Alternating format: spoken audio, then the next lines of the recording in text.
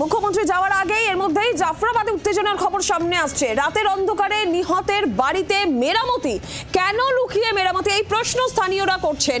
বাড়ির তালা ভাঙা হয়েছে, বদল করা হয়েছে দরজা, কেন, এই প্রশ্ন স্থানীয়দের। আমরা জানবো বিষয়।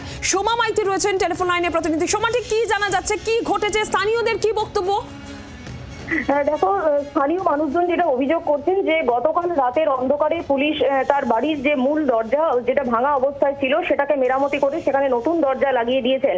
তো সাধারণ মানুষজন আজকে সকালে তারা বিক্ষোভ দেখিয়েছেন। ঘটনাস্থলে প্রচুর পুলিশ মোতায়েন রয়েছে এবং তাদের মূল যেটা অভিযোগ যে ভাঙা দরজা সেটাই এসে মুখ্যমন্ত্রী দেখতেন, সেটাকে পরিবর্তন করে নতুন দরজা কেন লাগানো হলো, এই নিয়ে মূলত গ্রামের মানুষ সকাল থেকে জটলা করে ভিড় জমিয়েছেন। এলাকায় উত্তেজনা ছিল সকালের দিকে, তবে বিশাল পুলিশ বাহিনী ঘটনাস্থলে রয়েছেন এবং তারা বোঝানোর চেষ্টা করছেন যে এটা তারা অনুমতি নিয়ে, অর্থাৎ তার যে ছোট ভাই রয়েছে বাড়িতে তার অনুমতি নিয়েই কার্যত এই তারা দরজা সরানোর কাজ করেছেন। এটা কোনো অন্ধকারে, রাতের অন্ধকারে বা কাউকে না জানিয়ে তারা এটা করেননি, এমনটাই তারা তাদের বোঝানোর চেষ্টা করছেন। এলাকায় উত্তেজনা রয়েছে, তবে বিশাল পুলিশ বাহিনীও ঘটনাস্থলে মজুত রয়েছেন।